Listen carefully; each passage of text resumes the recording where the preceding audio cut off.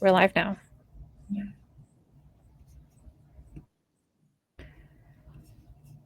The way we've started a lot of these streams for the last couple weeks has been starting with conversations around what everyone's choice of morning drink is. And of course, I've gotten like a bunch of answers. So I'm going to ask the same question to you all. Of course, I love chai and matcha and all forms of caffeine. But Trent, what's your favorite go-to first thing in the morning? I have started making, I mean, I've always made coffee at home, but I started making iced coffee because it's so incredibly humid here in New York. So, a necessity. Yeah. Yeah, I feel like yeah.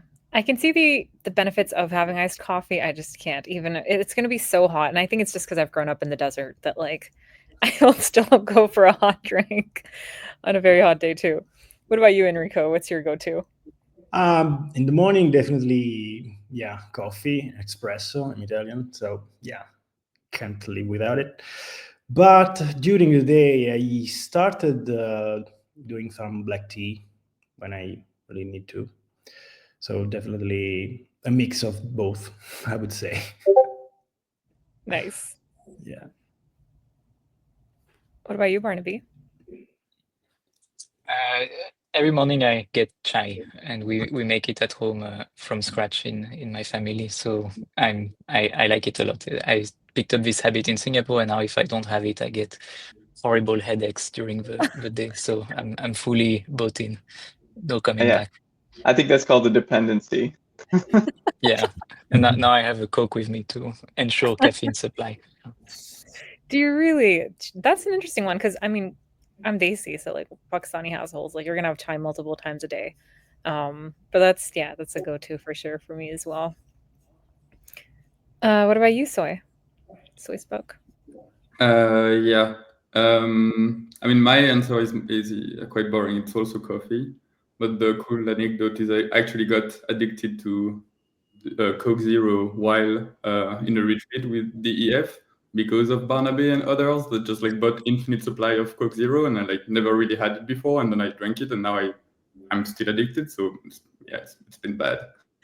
I don't know if that's the healthiest, but I can appreciate it. What about you, Tony? What's your choice of morning drink?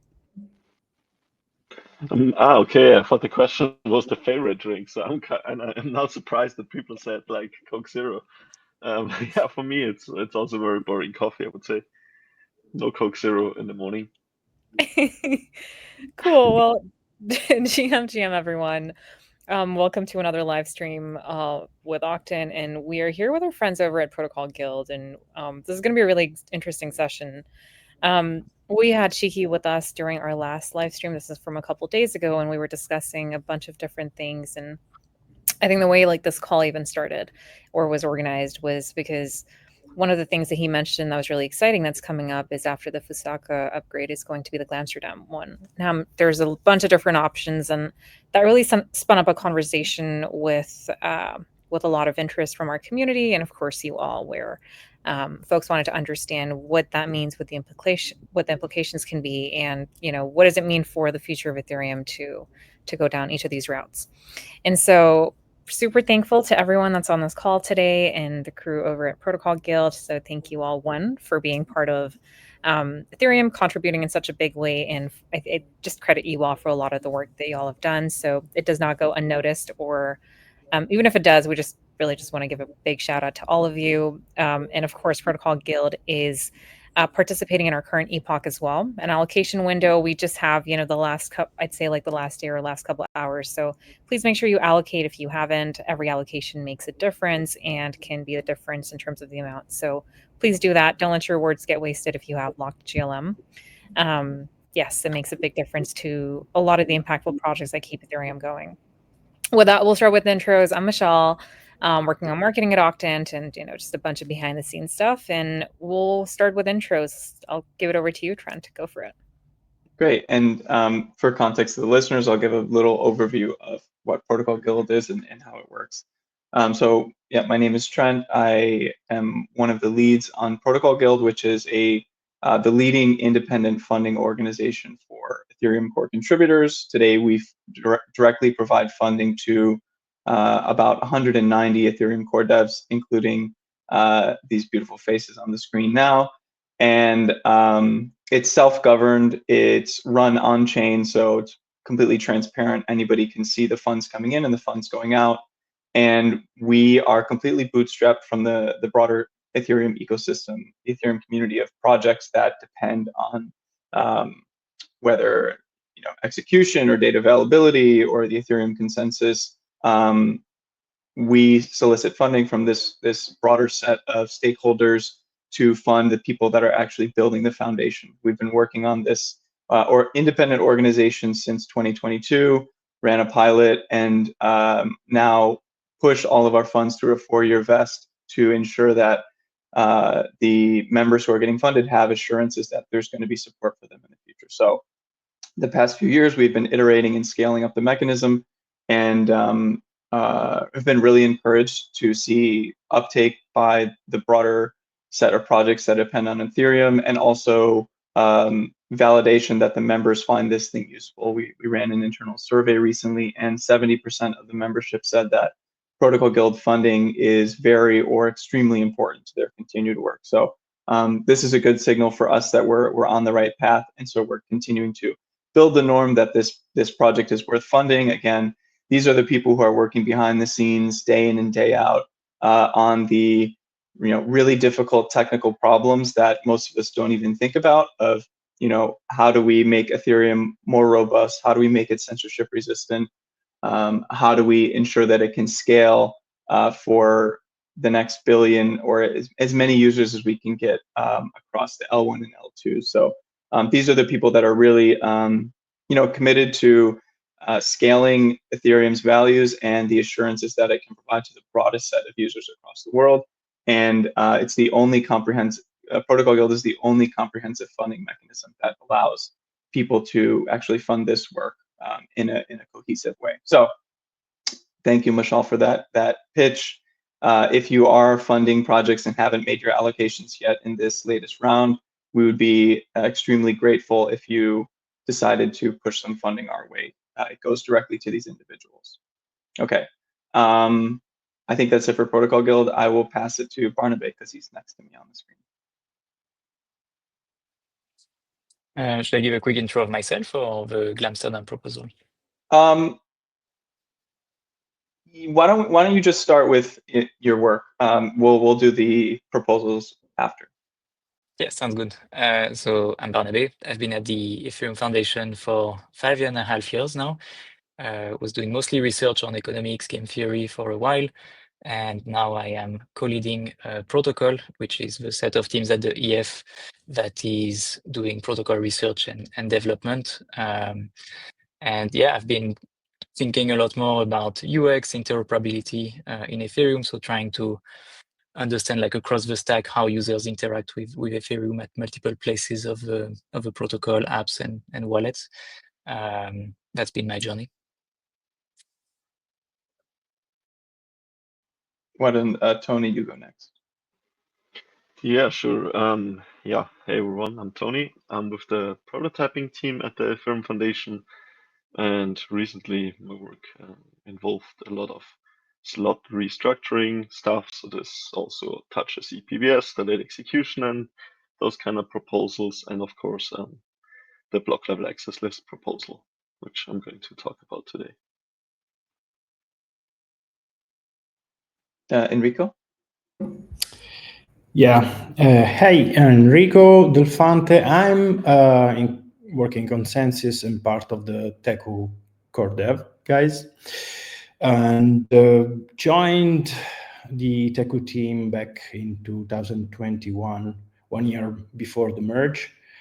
And back since then, I've been working full day on the consensus layer part of the protocol, and being up to date with all the discussions and from research and other core devs every day, every week, and keeping our client updated and fully functional and performant. Wonderful. Thomas?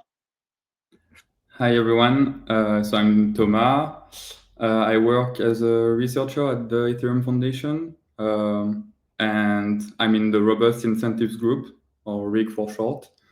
And we do touch like quite a lot of different topics, but I guess the common ground is like studying the Ethereum protocol through the lens of mechanism design, and that goes from like theoretical research papers to proposals that are like much closer to actual upgrades and implementation. So yeah, I mean, I've obviously been focused on fossil these days. Well, let's say this past month even quite a lot.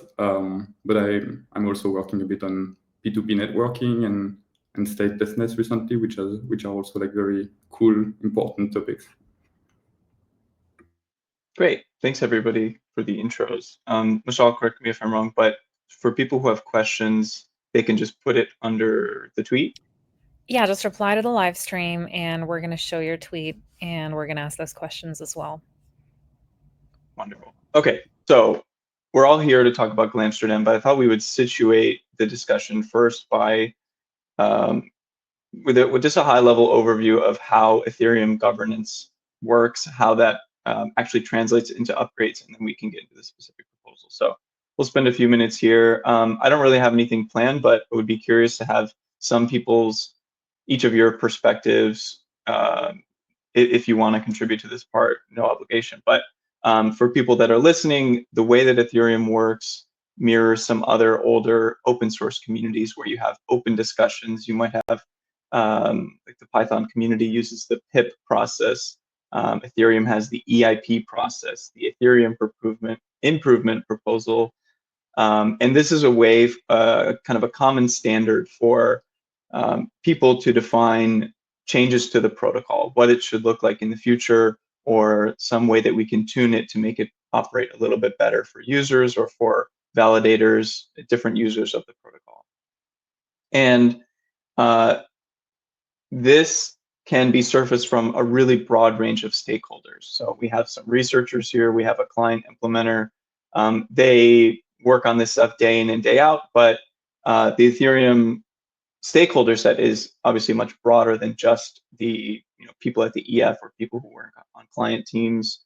It also includes the people that are using the protocol. So this idea of rough consensus comes into play where there's usually extensive discussions that are open to the public, where people can surface what their preferences are, talk about why particular proposals are more important for their use case or less important for their needs. And leading up to any kind of network upgrade, which is a release, a software release, which changes how the Ethereum network operates. And we have this long discussion process leading up to it.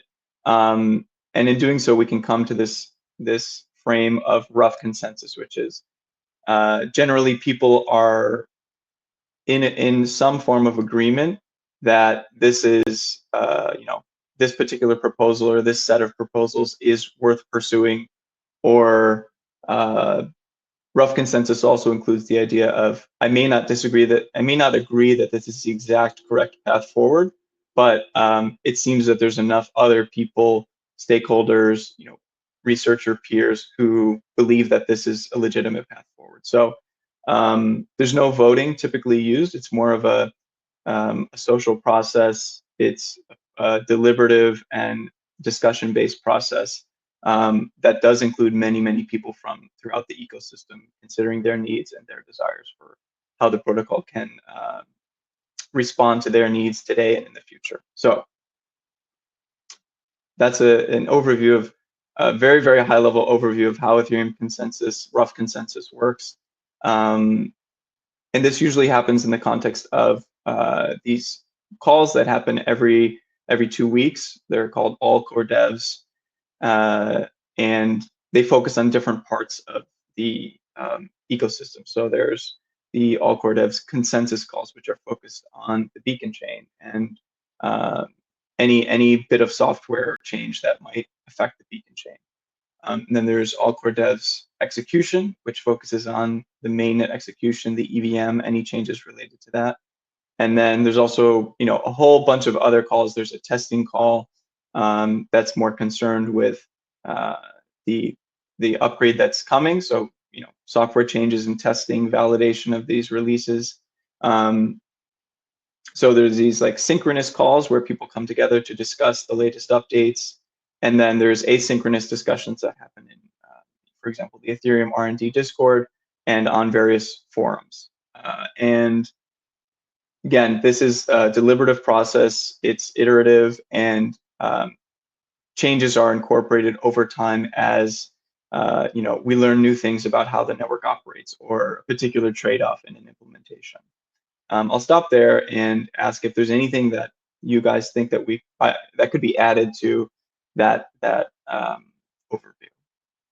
Yeah, maybe one thing is that is, I think, quite fun is that the governance process is also subject to changes and dynamic, and so it's like sort of like a meta thing of like people being part of the governance process also trying to make it evolve, and it's a dynamic thing. So there are like experiments all the time of how we can do things better, coordinate better, ship faster, get to sort of like decisions together in a more like comprehensive way.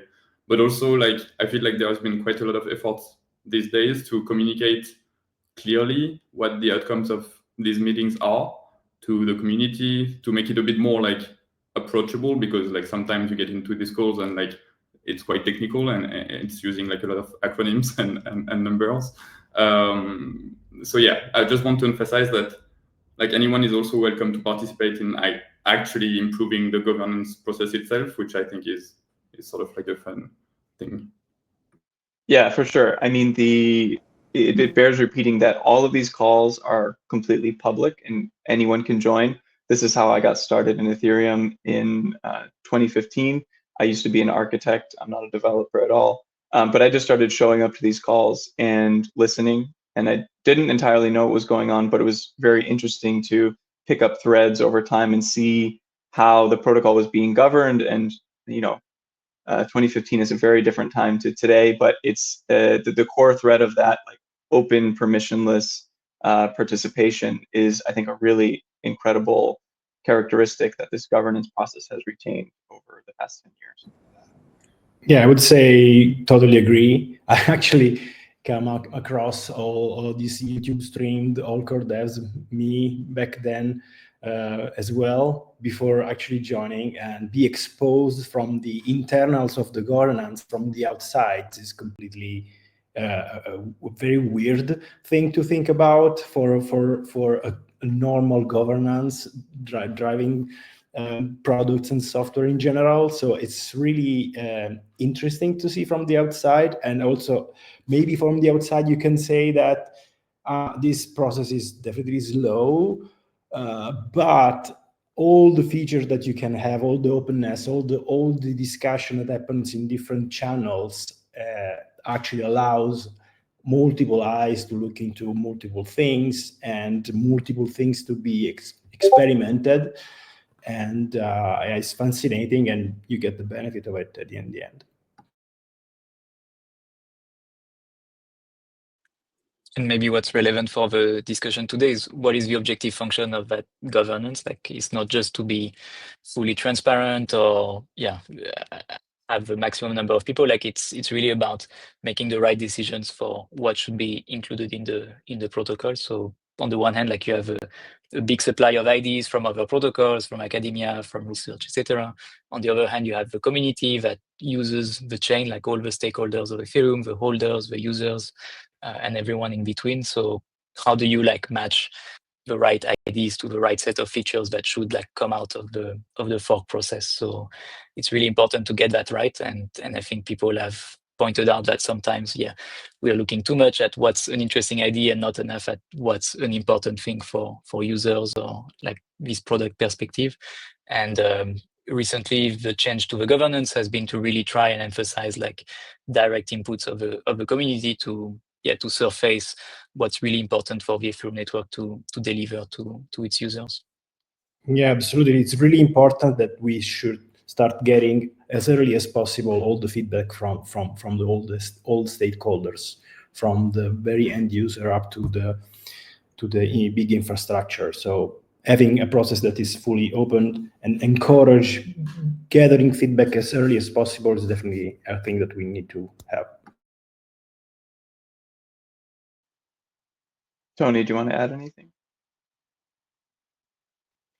Not really. I think everything is said. Maybe the one last thing what we could add is basically that I think Thomas already said something along those lines, that in the end it's the community deciding what is going to be shipped, and I see core devs and researchers more like as a tool for the community to make the right decision. And yeah, in the end, it's kind of nice because from the outside it might look very chaotic, the whole process, but in the end, under the hood, it's actually I would say quite a nice process. There's a lot of critique about the process itself, but in the end, it's kind of remarkable that we are able to ship something like Ethereum, big changes on a live network. Yeah. Yeah, it definitely does appear chaotic and sometimes inscrutable, or it's just really hard to know where to look to find the right information.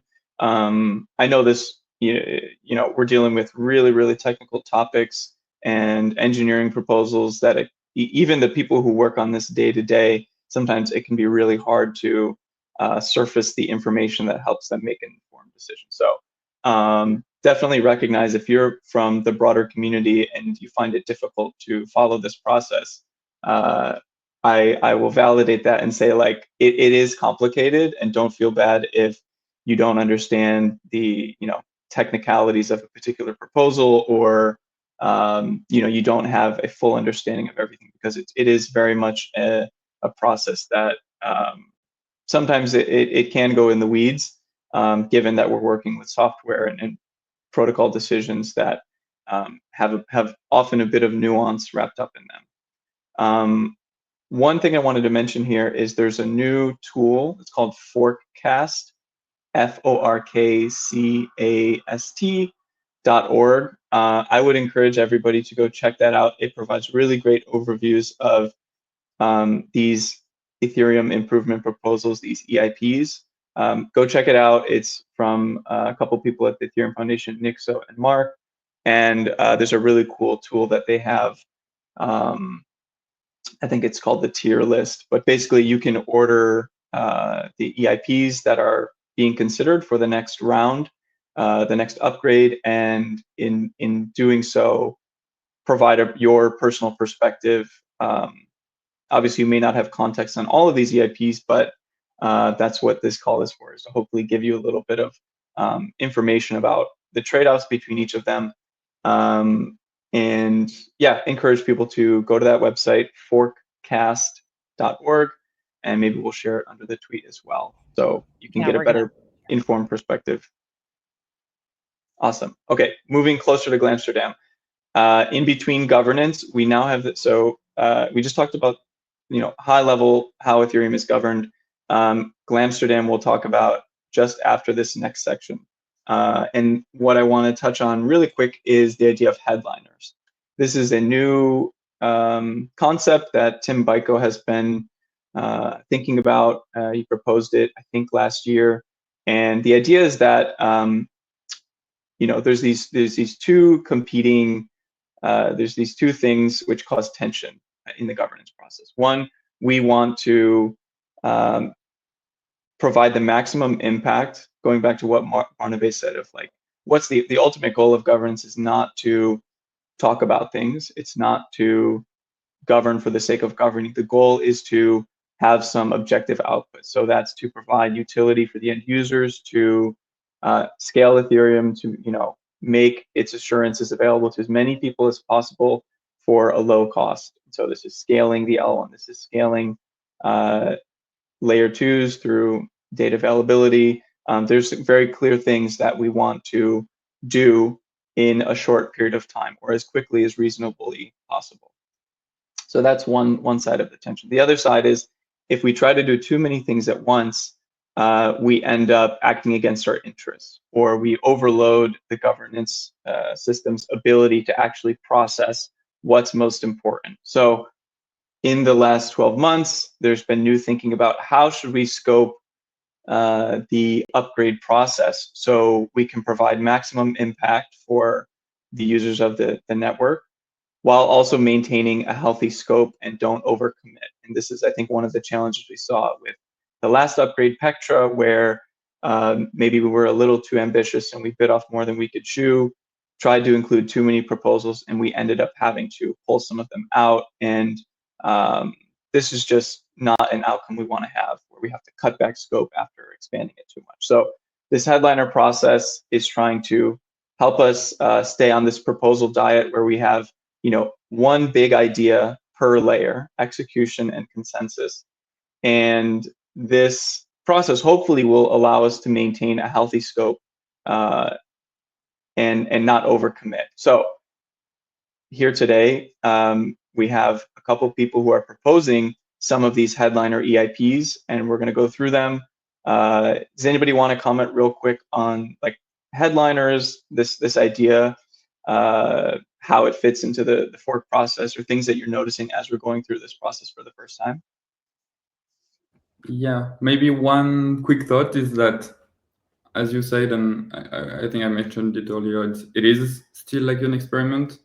So there are like things like that don't necessarily fit all together, and like that I feel like we should treat like these new governance process experiments as like experiments, because they are, and try to like comply to them and see if they work, but like it shouldn't also be taken as like a super extremely strict rigid thing, because it just isn't. And as I said, I think it's nice to iterate over the process itself.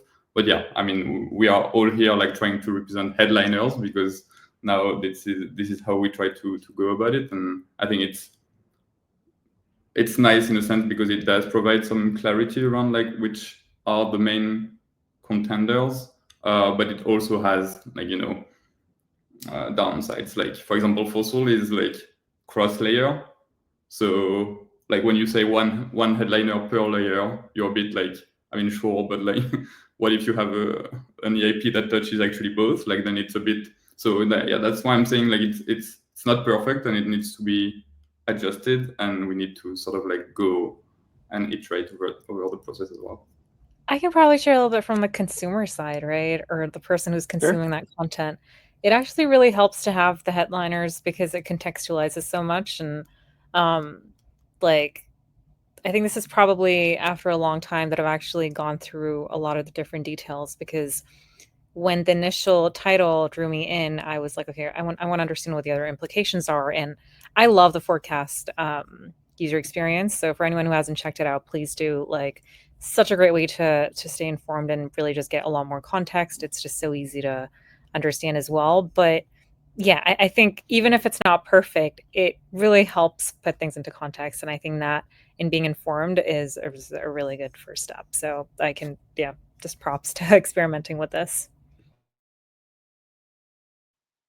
Any other comments on the kind of headliner framework that we're trying out? And definitely echoing Thomas, like we're always, this is an experiment. It's an iterative process. We're going to figure out what works for this particular approach, and maybe make some changes for the next upgrade after this.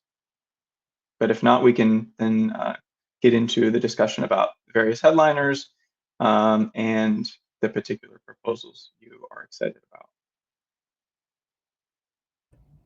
Yeah, let's do that. Yeah. So actually, I'm going to use forecast to orient myself here really quick. Why don't we start with, let's say, let's go with the least well-known from my perspective, which is block level access list. I can share that on my... Tony, is that what you're here for, right? Make sure I'm not misspeaking. Yeah, sure. Okay, cool. Yeah, like give us a perspective again. Like, don't get I would say keep it high level. Talk about the benefits. Give people a perspective of why you think this is important. I think that would be good context. Yeah, okay. So how to start? So block level access list is probably not the most prominent EAP because it's not as user facing or as dev facing as other EAPs. The idea behind the EAP block level access list is rather simple. So essentially, we put some more information into every block that allows validators to validate blocks faster. So one can think of every block coming with a cheat sheet, and using this cheat sheet, you're just faster. And this increase in speed, in validation speed, then simply allows us to scale the gas limit. So under the hood, it's quite simple to understand. It's just introducing perfect parallelization into the EVM, and users will not really feel a difference, I would say. Of course, the gas limit can scale, and users have more throughput, more capacity on the chain.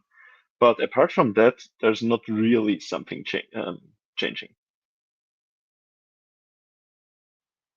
Yeah, what would you say is like the highest level? We have these focuses for Ethereum: scale the L1, scale L2s, censorship resistance. What would you say is the biggest focus or the biggest outcome if we were to choose your proposal? Yeah, I would say the biggest outcome is scale the L1, scale the L2. So of course, if you introduce some form of parallelization, clients implement that can be used on L1 to increase the gas limit, and also L2s will profit from having that implemented in clients. So it's definitely a scaling focused EAP. It wouldn't really touch other tracks like improving UX, for example, purely scaling focused. Got it. Do anybody else want to add maybe something that they appreciate about block level access lists, or something that's maybe underrated, or any perspectives on this particular EIP? Maybe one quick thing is I actually think block level access lists are also like a nice, easy win, just because they will be needed if we transition to a ZKVM world.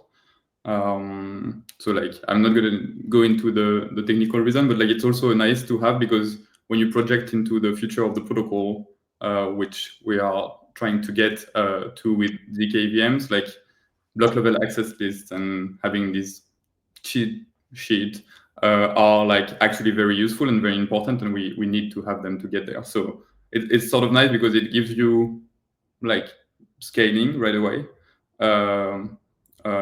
like in today's world, but it also sort of like will be very useful in the future of the protocol, which for me makes it like a sort of it makes it very nice, because you can actually, for some other like proposals, sometimes you have a bit of a hard time imagining like, will we try to get back to something, like will we implement something and then like think, actually maybe that's the wrong choice and everything.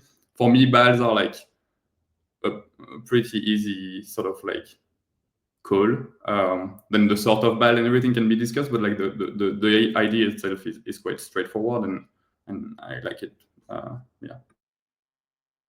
Yeah. So the question that just came from Twitter keeps popping on and off. But how might this change impact future Ethereum upgrades or protocol design? I think it was mentioned this will, be important in a world where we move to a ZK EVM, which is a different design from what we have today, and this might be an important stepping stone to that world. Anybody have other responses to this question besides that? Yeah, maybe I think it's more so thinking of tech debt. I'm not sure how this question was meant. If it's more like on the positive or on the negative side. I think on like thinking of tech debt or something, I think it wouldn't be a problem. So I think it shouldn't complicate implementing new features in the future. And from the other perspective, I think it even helps some other proposals.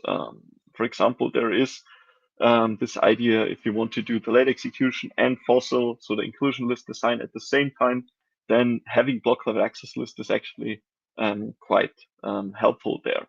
Because what we can do with the block live access, this is kind of a nice side feature, is completing the state transition, basically updating the state that we have on disk, but without actually executing transaction. Because today, if you want to know what the balance of a certain account is, you basically execute all the transactions up to the tip of the chain, and then you check what is the balance of that account. With block level access lists, this also becomes easier because all that information is directly exposed directly within the block. Got it. Okay, I think we can move on to the next one, which I will say is in order of least well-known, maybe Barnaby or slot reduction time. So why don't you go ahead and give us an overview and yeah, how you see this slotting into the future of Ethereum. So what we propose is to reduce the slot time of the Ethereum mainnet. So today blocks appear every 12 seconds, like it's a deterministic regular process. We are proposing to reduce that time from 12 to 6. So half the slot means we get blocks twice as often.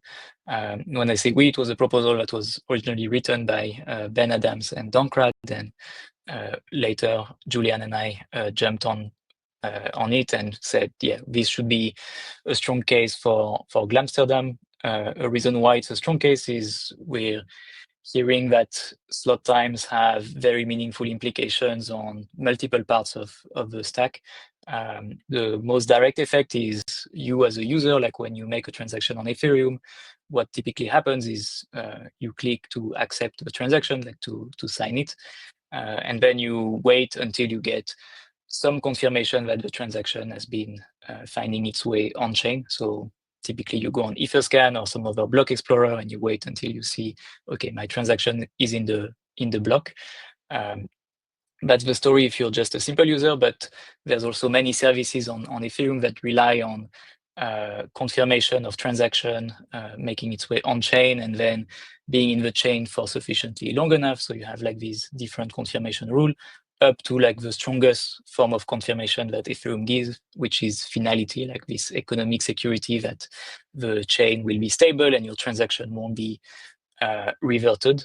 And so essentially running the chain at twice the speed just makes all of these confirmation rules also run at twice the speed. And it means that for interoperability protocols that rely on some kind of confirmation to take actions on different domains, like they can also act faster. So when you make, for instance, a withdrawal on a centralized exchange, like that withdrawal can be processed faster. When you are communicating to a different chain, like a rollup, not using the rollup canonical bridge itself, that also gets faster.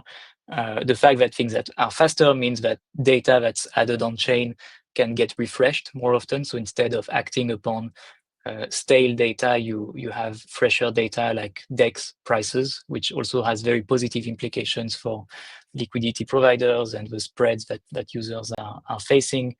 There's just a series of things that improve as the chain has like a healthier heartbeat and just like moves at a faster pace.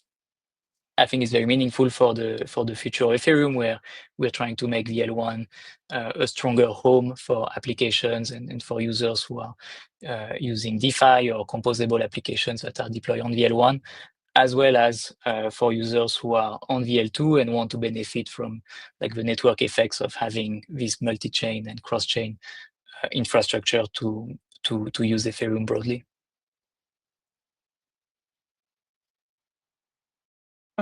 One question is, obviously there are trade-offs to every proposal, and one of the trade-offs for lowering the slot times is that it might constrain our ability to increase the gas limit or increase the number of blocks, because there is this reality that bandwidth is, I would say, one of the most constrained resource, one of the resource constraints that we have to think about most aggressively. And would just be curious how you think about this playing out in the future. You know, if we have shorter slots, that means we may have some of these limits to think about. Yeah, actually, we've spent more time now, I feel, analyzing the effects of what you described, and in particular, in the context of proposals like EPBS or other slot restructuring proposals. So one thing we can say is that the more you have some kind of fixed overhead in the slot, let's say like a voting phase for the consensus, the worse the slot utilization gets as you reduce the slot time. So today, maybe we're spending, let's say, 8 seconds on the voting phase. If tomorrow we were spending 4 seconds on that, and then we reduced to 6 seconds, suddenly a lot more, a much larger share of the slot would essentially be dead. And so we are mindful of this, but there are also other effects that are positive when you reduce the slot time, which is that you do more frequently actions that are based on smaller items. So you would also halve the blocks, the gas limit, let's say, which means that instead of having a bigger block less often, like you have more often smaller blocks, and so that distributes the load a little bit on the bed width. It's less true for blobs, which are anyways going to be more distributed like throughout the slots. But I think we're still like, 6 seconds to me feels like it's still at a place where we are not hitting like too strongly the trade-offs between very short slots and throughput, let's say. And if we do get to the point where we hit that, I think that will be a point where we anyways want to review like how we do consensus in the first place, so that the voting phase of the slot just isn't so high overhead and is better pipelined with the throughput provision. Got it. Anyone else have comments on 6 second slots, maybe at how it interacts with your preferred EIP, anything like that? A question about the interaction with the ZK thing that are coming up. What about having the proof that is fast enough to get around 6 seconds? Yeah, that's a question that came up often. I think ETHproofs is this website that shows like the latency of making proofs for Ethereum blocks, and they're very focused on getting to like 12-second proofs, because 12 seconds is the current slot time today. But what would happen is if we went to 6 second slot time, we would also halve the block limit itself, and so the proving throughput would remain the same. Like we would still need to get a proof, but a proof for half of the content that we were trying to prove at 12 seconds. And so it would be fairly transparent. Like there's not so much overhead in setting up like a proof, let's say. The proving time is fairly linear in the gas limit. And so if we cut the gas limit in half per block, we'll also cut the proving cost and proving latency in half. So it's not a problem. So if we can reach 12-second proving time with the current blocks, we should be able to reach 6 second proving time with half the size block. Interesting. This is actually, again, going back to what I said about like, even for people who work on this very regularly, there's still some things that you might miss. And I didn't realize that part of the proposal was so having the slot time, but also having the gas limit. Did I hear you correctly? Yeah. So when I say halving the gas limit, I mean while keeping the throughput constant. So the chain would still have the same amount of scale. It would just provide it differently. It would provide half of it twice as often. So essentially, it would not change the throughput of the chain, but the gas limit per block would be halved. Only the blocks would come twice as often, which just makes up for it. Right. Cool. Any other comments on 6 second slots? All right, then next I would go to Fossil. Yeah, sure. So Fossil stands for Fork Choice and Forced Inclusion Lists. And maybe to give a bit of context, historically on Ethereum, like nodes are basically doing a lot of different things. So lots of duties, like they are attesting, they are validating, they are building blocks, they are proposing the blocks to the rest of the network, they are like doing a bunch of things.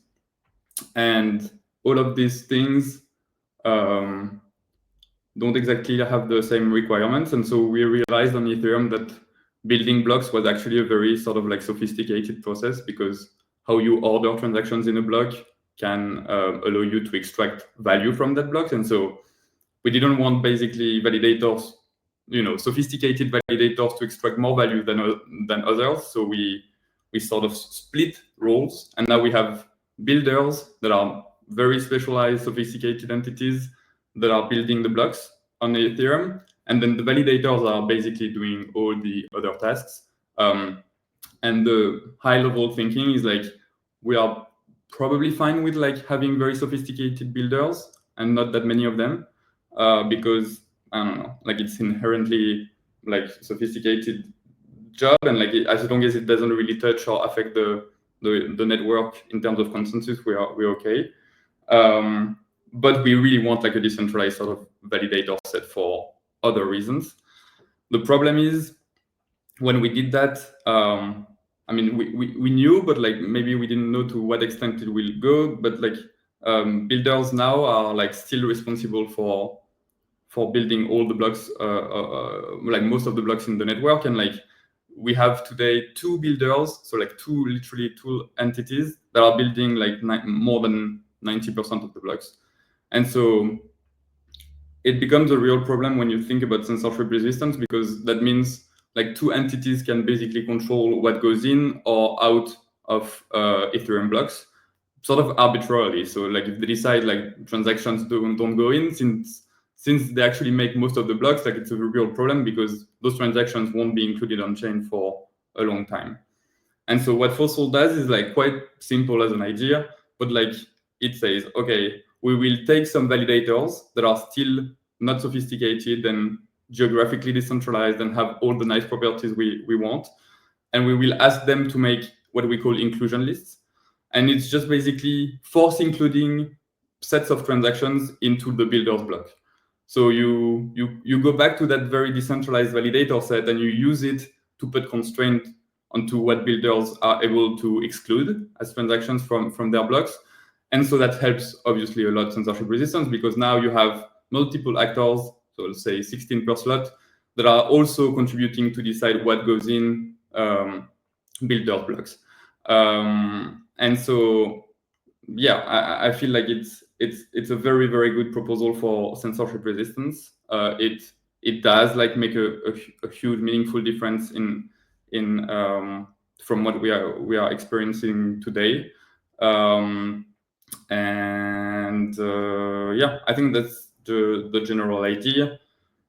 Another sort of like argument that is very sort of nice to understand as well is like it actually like there is a scaling argument for Fossil as well, because like actually giving that duty of being an includer and like participating in improving the censorship resistance of the network, and having that duty being actually separated from building blocks, like from sophisticated building, allows us to, in the future to have, when we have a Fossil, we basically don't have to rely on local builders like that are like forced to not use the big sophisticated builders and build the blocks themselves to preserve the censorship resistance of the network. So we can sort of like unbundle like 2 very different duties.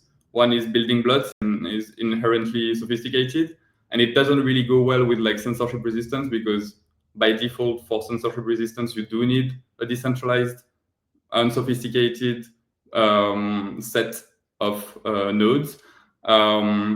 So yeah, that's what Fossil does, and I'm very excited about it, because I think, yeah, it plays well into the future as well. Like it feels like we are going to a future with ZKVMs and everything, where like builders and then provers will become like very so we will become more and more sophisticated, and the builder market doesn't really look great today anyways. So it feels like a very natural development to have the decentralized set of attester sort of like input what they want to actually go in the blocks. So you can't just like, yeah, have a few parties that exclude transactions. And maybe we skipped over this or I missed it, but just for the listeners, Fossil stands for fork choice enforced inclusion lists. Yes. Is that right? Yes, exactly. Okay. Right. So it's a way for us to encode rules about transactions being included in blocks. That's a little bit different from how we do it today. Would you say that another acronym to describe it would be MCP, multiple concurrent proposers? So there are there are similar ideas in the way, because you do have multiple nodes, whether you call it proposers or includers, or it doesn't actually matter, that are building smaller blocks, and the sort of union of the transactions across all these blocks are force included in Fossil's case, or in MCP are the block. So you take input from multiple parties, and that becomes what will become the final sort of union block. So in that way, they are very, very similar. I think one very big difference between the two is Fossil is just suited for censorship resistance. So it's really suited for public mempool transactions that are broadcast to the public, and that includers just very automatically include in their inclusion list, without thinking too much about it, because those are public transactions that don't necessarily carry MEV or value by themselves. MCP is very different, because it wants to include all transactions. So you have different proposers, and they all make their own block, including very valuable transactions, and trying to order them and everything. And then it comes all together. And for that, it gets way trickier, because now you have a lot of competition about who is going to build the best block based on the general rule on which the global block will be built on. So it basically, if you introduce MEV, just like anything else, so MEV stands for maximum extractable value, you introduce competition, you introduce centralization vectors, and so it makes everything way more complex to also sort of apply the same logic to MEV, and that's the MCP route. So Fossil is very opinionated in a way, because it says, no, we don't want to touch the MEV. We actually don't want MEV transactions really in inclusion list, because it's not really suited for that. It's more we want to include transactions that are censored. And it's really good at doing that. But MCP, also it's to be fair, it's more of an idea for now. I haven't really seen any sort of concrete proposal or implementation of MCP, and I think it's also because it's very, very tricky to make it work. Got it. Okay, this is my error. I didn't realize Tony was presenting 2 EIPs, so I'm gonna go back to him to talk about delayed execution. And I know you and Barnaby have hard stops in 7 minutes, so we'll try to run through this real quick. And if you guys have other comments, and we didn't get to EPBS yet, so you'll be gone for that part, but if you want to provide comments about that proposal, or any thoughts on the trade-offs there, we can do that in the next 6 minutes lightning round. Go ahead, Tony. Yeah, I think this is anyway a good transition to Enrico, because those EIPs are kind of closely related, because both delayed execution and EPBS are in this category of slot restructuring. So kind of what do we actually do with the 12 seconds we have? And delayed execution, their idea is rather simple. So imagine the following. Today we attest to a block at second 4 in the slot. And in order to attest to that block, we need to execute the block, because we need to validate it, and we don't want to risk attesting to something that is not valid, right? We want a valid blockchain. And with delayed execution, the idea is that we still validate the block, but we are not that strict, right? So we allow some things to still be invalid. And basically, we validate 90% of the block, and that last 10% we still allow to be invalid. And what this allows us to do is we can very quickly attest to the block, because we don't need to do the heavy tail of the 90% of the work. So we attest to the block, and then we concentrate on the rest of the things that need to be done. So essentially, you attest to the block, and then you start executing all the transactions. The worst thing that could then happen is that one of the transactions is invalid, which would then turn your whole block invalid. So this is the situation today. If you include an invalid transaction in your block, then your block is simply invalid. But under delayed execution, this would not be the case anymore. So you would be allowed to include invalid transactions in your block, because at that point we already attested to the block, so we accepted that block, and then we would just continue on. So the whole state would revert. You would be punished for including an invalid transaction. There would be a small punishment, but then the chain would just continue as it is today. So we would attest to the block would be become canonical.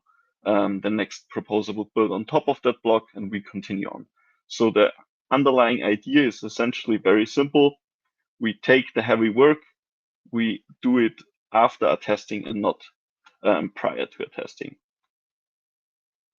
And this gives us a full slot for execution. So instead of having only 2 seconds like today, you see the block around 2 seconds into the slot, and then you have 2 more seconds until the attestation deadline. And instead of only having like 2 seconds, you have like 8 seconds or something. So basically, as of the time you see the slot, almost until the end of the slot, all available for execution. So you have like we move from 2 seconds for execution to like 8 seconds for execution. So roughly a 4x in scaling. Okay, so the main benefit is we can increase the size of blocks, or we can increase the gas limit here. Right, we can allow more transactions, we can allow bigger blocks, we can allow more complex transactions, basically all of that. And crucially, without compromising on, the ability for bandwidth constrained validators to participate in the network. Right, exactly, yeah. Got it. All right, I know, like I said, I know you and Barnaby have to leave. Before we move to Enrico and EPBS, were there any like closing thoughts you guys wanted to provide about your EIP, or rather not your EIP, but like the proposal you're championing, or anything related to Glamsterdam? Any closing thoughts? Yeah, maybe closing thoughts. I think block level access list is kind of like a less contentious EAP. It's very much separated on the EL side. There's not that much happening on the EL side, on the execution layer side in Glamsterdam, apart from it. So it looks like the things that need some more discussion are all on the CL. Like, what do we actually want to do? I think there is some broad consensus around we actually want to touch the slot and we want to restructure some things. But then it's like, okay, what is actually the best approach? And I think EPBS is a very good approach. It's a very nice idea how we can tackle this whole problem. The late execution is also one of them, and we might only want to do one of them. So I think there we still dependent on some more community input to guide a good decision.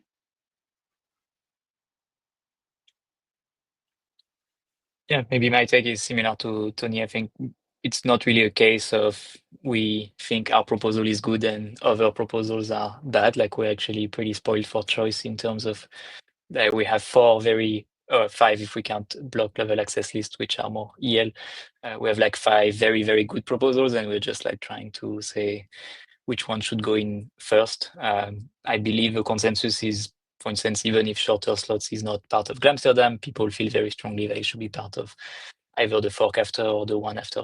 So yeah, I think at this point the game is just to figure out what proposals don't paint ourselves into a corner, and how we can like mitigate these risks by just thinking ahead in terms of what we want eventually. So figuring out what PBS looks like with shorter slot times, what delayed execution looks like with shorter slot times, with fossil. How do we make like this big or small, beautiful slot that achieves all of our desires for scale and user features? Well said. Well, you guys can drop off whenever you need to, but thank you both for showing up and providing your perspective and some thoughts about Ethereum too. The broader Ethereum community really appreciate it. Thank you very much.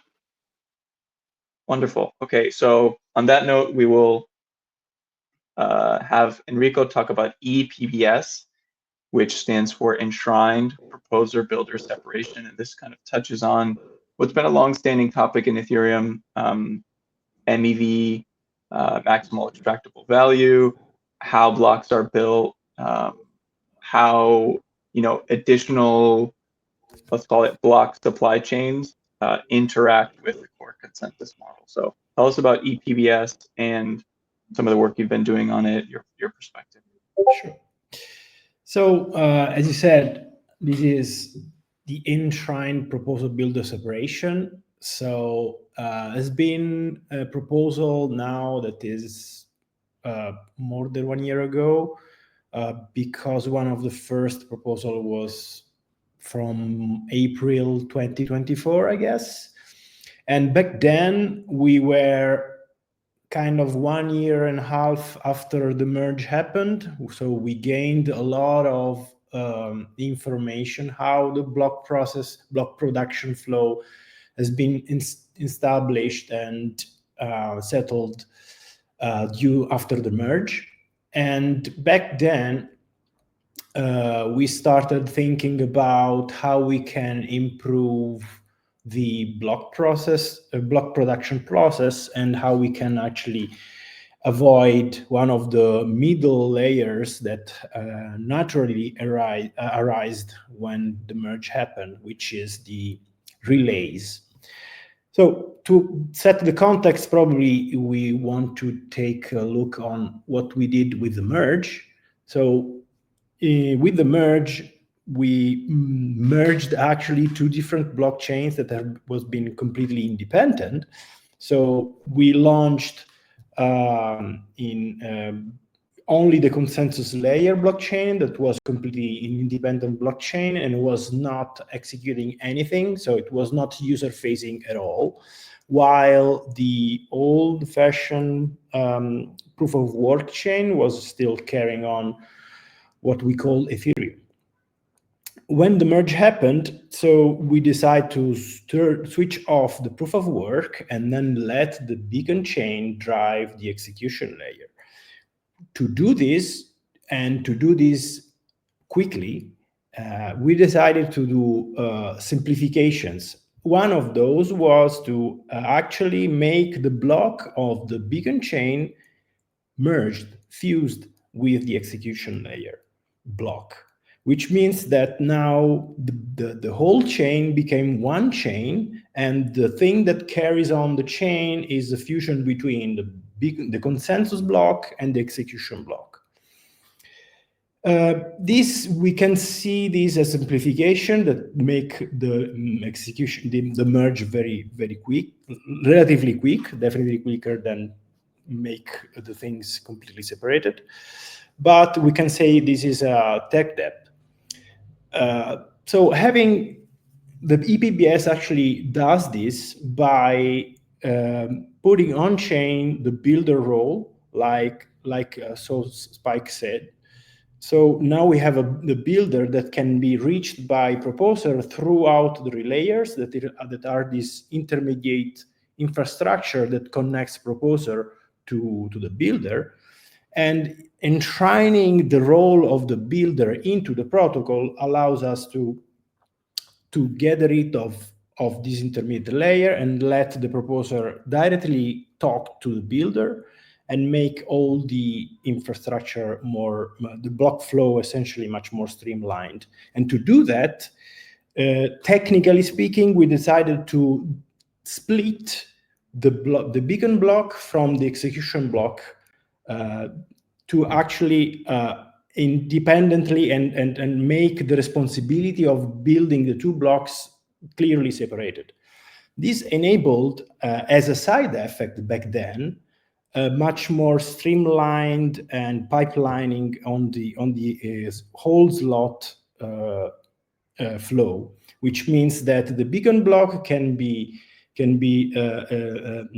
sent over the network independently by the builder block, so the payload, which actually contains transaction.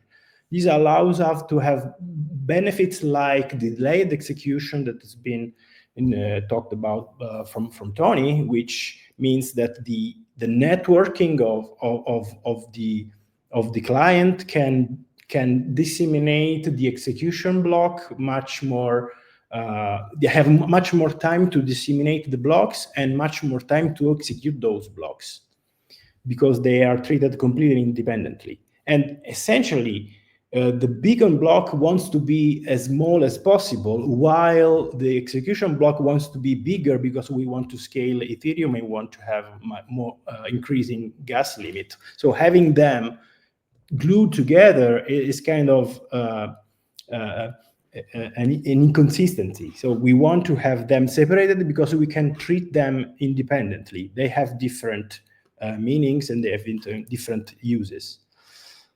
And these are the benefits, like scaling L1 and scaling L2, because as a side effect of this separation between having the builder in protocol is done by separating the block, beacon block and the execution block, and separating them has a nice side effect on networking and execution of the blocks. That's essentially the TLDR. Wonderful. I'm going to jump in just to say thank you to Thomas for joining, and if you have any final thoughts before you hop off. Yeah. Well, no, thanks for having me. I think about EPBS, basically it does two things. Like the one first thing is like it gets rid of trusted relays.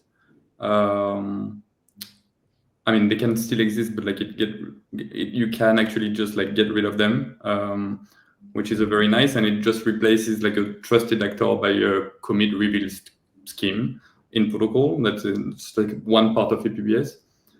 The second part is actually very sort of like the goal of the second part is actually very similar to delayed execution in a sense, because it restructures the slot. So it separates the beacon block from the execution payload, and then you get different timings, and like you have more time for propagation, more time for execution. So it's like this is because it's doing that second part as well, that it is in contention with delayed execution. Like we probably don't want to do both, just because like that second part is very similar, just like restructure the slot in a different way. Like both have like different ways of doing it, but to get more propagation and execution time, to get a more like optimal slot structure in a way. And EPBS is the only one though to do that part with the removing trusted relays part.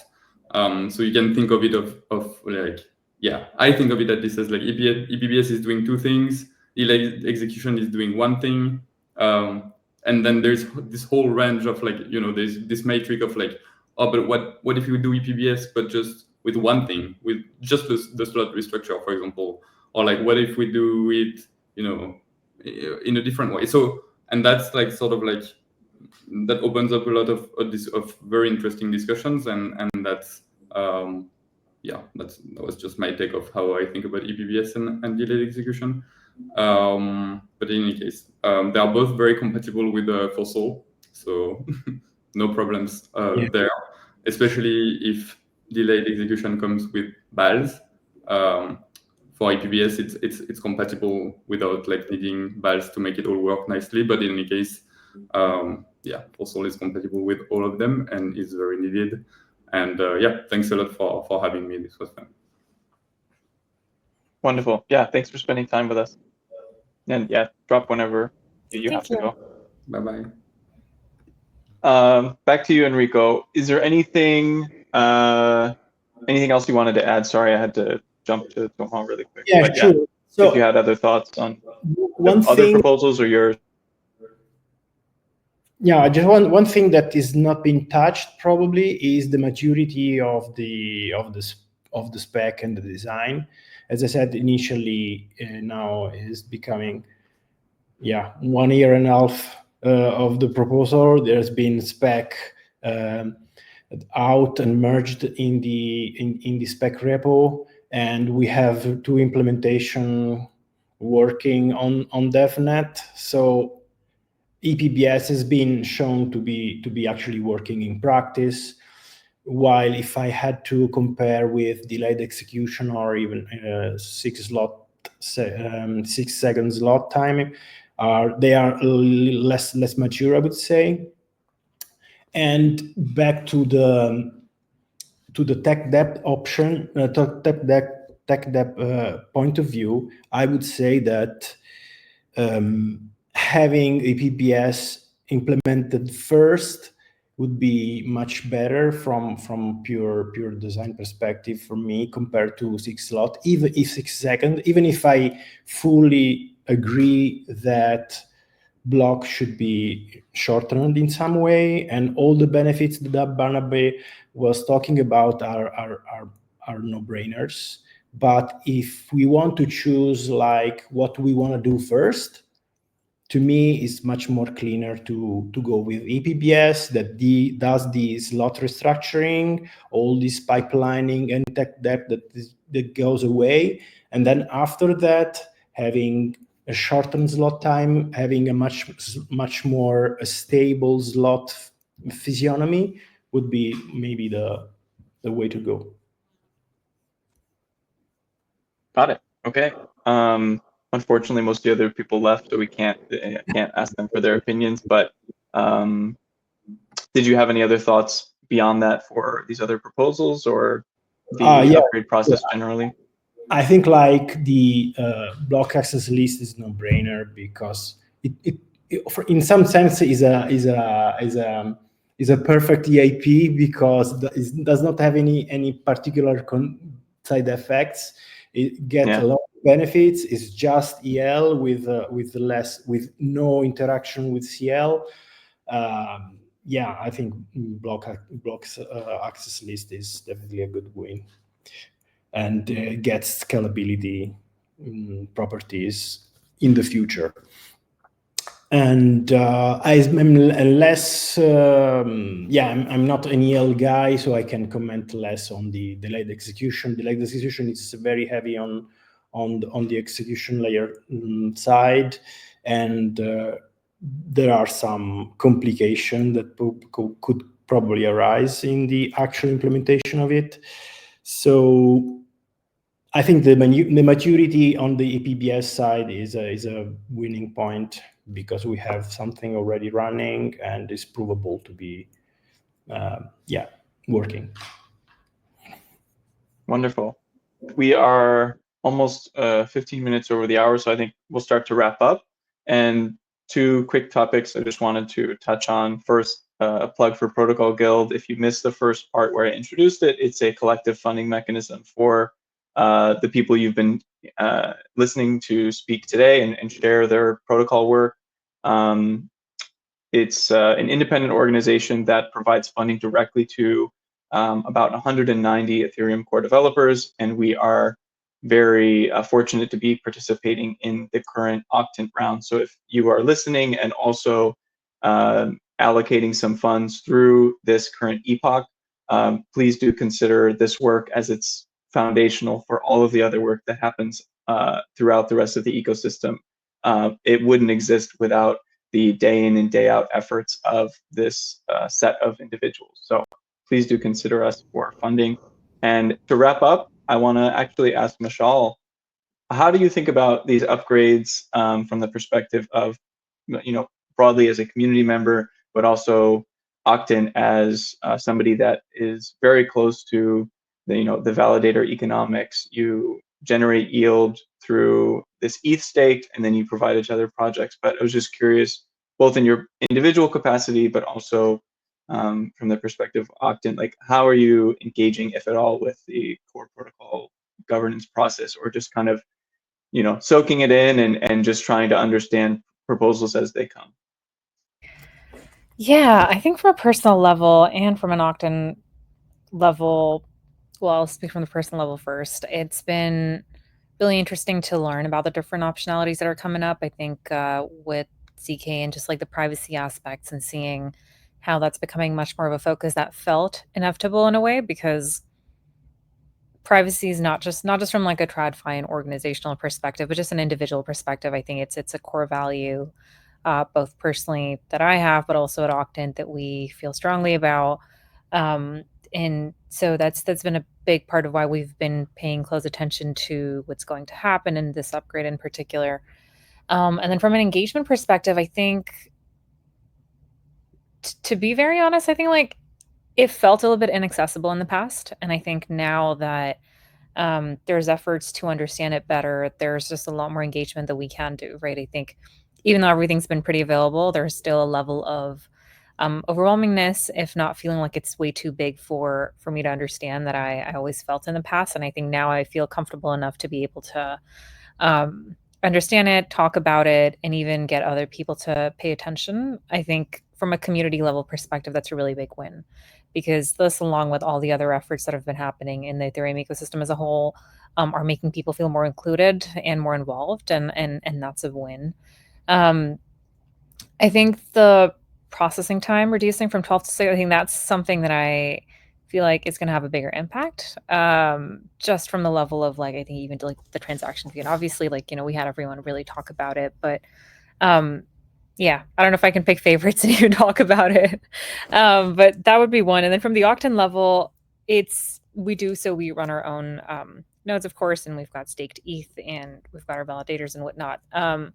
But with V2, I'm curious what ends up happening from a leadership perspective too, because we're looking at a few different options in terms of what we want to do and how we want to fund back more sustainable growth. And so I don't want to give any concrete answers just to mislead our community, of course. But I will say that, like, you know, we definitely plan to become more engaged and to be to lead the conversation in a way that also gets to community. And that's why this is like the first step, but I think there's a lot more that we're going to do to engage our community and to help them understand, and just to listen, because that's the other part of it. Yeah, but before we do wrap up, again, want to thank everybody for joining and listening in. We crossed 764 views, which is cool, and it's seeing the engagement and just like people get excited has been interesting. We didn't see as many replies to the main tweet, but we always get DMs and questions later on. So I will be sure to pass those on to you, Trent, and to Cheeky as well later on. But again, thank you so much, guys, for participating. I just looked at the metrics, and we have Protocol Guild. So Protocol Guild has always been, I'd say, like in the top 3, and I see the rankings drop a little bit. So again, for anyone who's been watching, I know y'all are allocating right now. Please consider allocating to Protocol Guild. We see the rankings change up until the last minute, so there still is time to make a difference with who you're allocating to and with what you're allocating for. And again, your allocation can make a big difference, so please make sure you do allocate. If you're changing your mind, again, you can do that up until the last minute. Though don't wait till the deadline, of course, because we see that happen quite a bit too. Would love to see Protocol Guild. I don't want to pick favorites, but you know, again, contributing when it comes to actual contribution to Ethereum and Ethereum core, which has been the whole point of this epoch, I think you all, and probably everybody, can undoubtedly agree that you all have contributed, and there's no denying that. And so, yeah, just an appeal to the community to please engage, get active, and make sure you participate. Trent, do you have any closing thoughts in terms of what difference allocations can make? And I guess even just from the Glamsterdam side, like, do you have any favorites, paths, or any that you're leaning towards in terms of implications? Because I know you've asked a lot of questions, but also what is your take on the path forward? Definitely wasn't expecting to be put on the spot, but I think one thing that, like, a really high level reaction is, you know, I work with core developers every day. I talk to them every day. And I think one thing that is consistently true is that these are some of the most intelligent, collaborative, you know, kind people that I have had the privilege to work with. And one thing that's worth reminding ourselves is, like, this feels like a very intense selection process where there's a lot riding on whether it's like your personal proposal, or you have this deeply held belief that this particular EIP is, you know, the path forward. And sometimes this can get, I would say, sometimes the broader community, when they're looking into this process, they might try to, you know, take some of it and sensationalize it, or you know, misinterpret some of the decisions or the ongoing discussions, which are, I will be the first to admit, like, it's definitely a grind. The governance process is slow. And but this allows more people to participate, to engage with it. And like at the end of the day, we're all building towards this greater Ethereum vision. We need to scale a lot of things. We need to maintain and improve censorship resistance. Like this like broader Ethereum vision is what binds us all together. So at the end of the day, even if it's like kind of a grind, it's very much a long process to figure out what the best path forward is. But one thing I'm encouraged by is the reality that all of these people have the long-term health and benefit of Ethereum in mind, and this is really what is inspiring to me. It gives me hope that it's in good hands now and in the future. I've gone back and forth personally. This is not representative of Protocol Guild, but I have gone back and forth between, they all have their own sets of trade-offs, these particular EIPs. And I'm actually, during this call, I saw the Flashbots and some of the MEV community providing their thoughts on EPBS, on Fossil, on delayed execution, block level access list, all the things we've talked about. So I don't know if I have a specific one that I favor the most, but it's, again, encouraging to see the broader community providing their input in ways that I don't know was as explicitly surfaced in the past. And so maybe that's a bit of a less satisfactory answer, but I'll leave like the hard technical debates and trade-offs to the people that are working on it full time. I would agree with that. I think that's a good answer, and it's what you've said, right? Like seeing the community engage more, and seeing that surface is absolutely encouraging. And it's this is what it is, right? It's an invite for everyone to get involved. When we shared this the announcement yesterday, we started with everyone's got strong opinions on Ethereum, and it is true.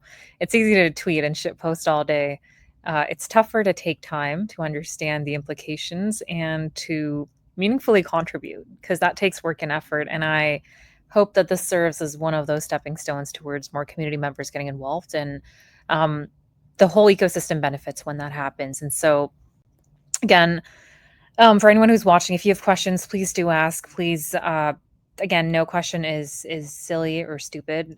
That's just, all questions are good questions. And I think every perspective is an opportunity to learn and to get closer to figuring out what it means. And especially for this ecosystem, we all are a part of it, and you don't need to be technical to care.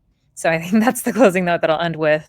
Along with just 2 more days left to the allocation window, please make sure you allocate again, you can look at the exact timings if you go on to octant.app in terms of your time zone and what time the allocation ends. I'm in Dubai, so it's like 8 p.m. I believe tomorrow at this time that it's going to be closing. But make sure you get those allocations in, and best of luck to you all at Protocol Guild. Again, thank you from the community and the ecosystem, and I hope we can have more discussions like this with our community, because I think it's going to really help folks understand. And this is the first of many to come in terms of, how we're going to be sharing stuff that's happening in the ecosystem too. So again, thank you, Trent. Thank you, Enrico. Thank you to everyone who stayed on till the end. Thank you for hosting us. Appreciate it.